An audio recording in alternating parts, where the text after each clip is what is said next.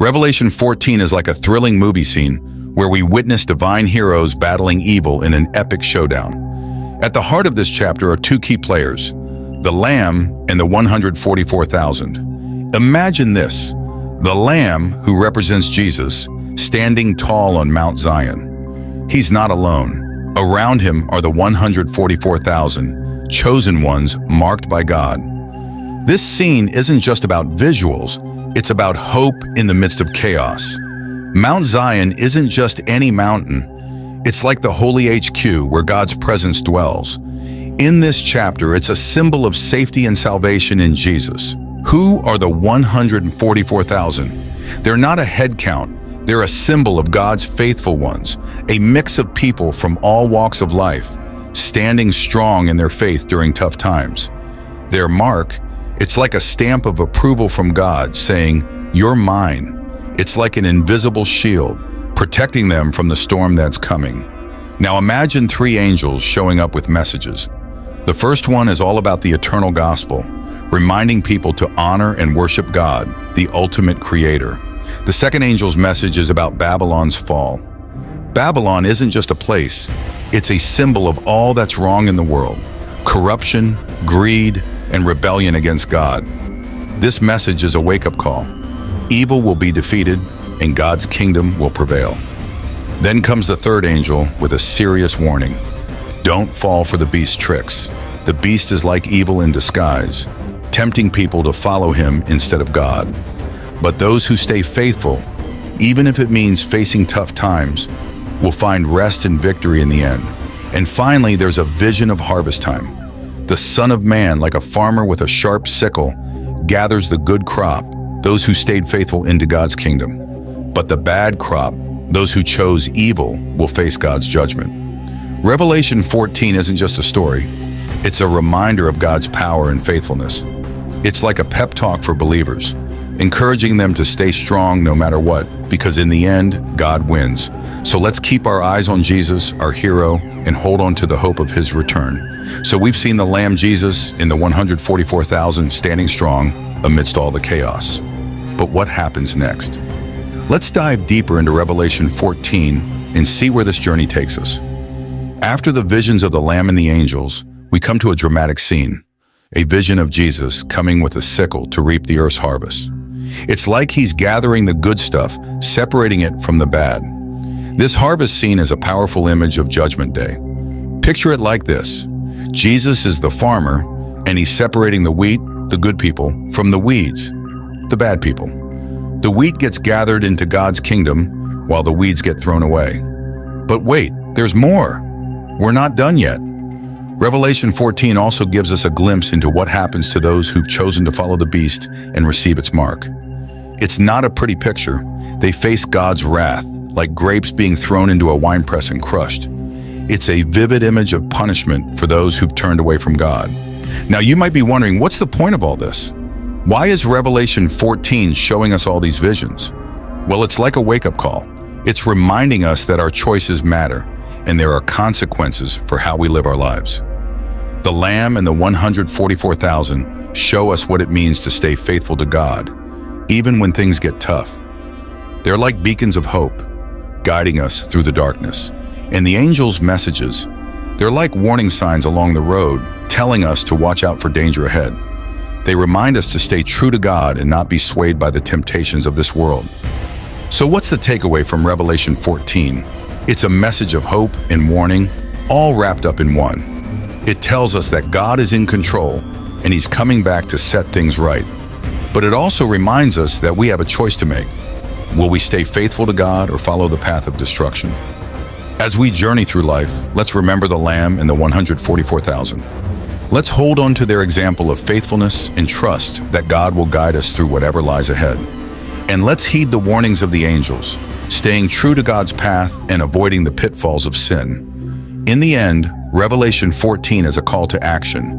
It's a reminder to live our lives in a way that honors God, knowing that he is faithful to those who love him. So let's keep our eyes fixed on Jesus, the Lamb who was slain, and trust that he will lead us safely home. So we've traveled through Revelation 14, encountering visions of the Lamb, the angels, and the harvest.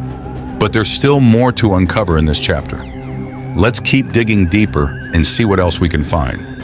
As we continue our journey, we come across another scene. A heavenly chorus singing praises to God. It's like a grand celebration in heaven with everyone joining in to worship God for His greatness and power. This heavenly choir reminds us that no matter what's happening on earth, God is still on His throne, ruling over all creation. It's a comforting thought, knowing that we have a God who is worthy of our praise and who will never abandon us. But Revelation 14 isn't just about heavenly choirs and grand celebrations. It also gives us a glimpse into the final battle between good and evil. Picture it like this: Jesus, the mighty warrior, coming to defeat the forces of darkness once and for all. This battle isn't just a physical one, it's a spiritual one too.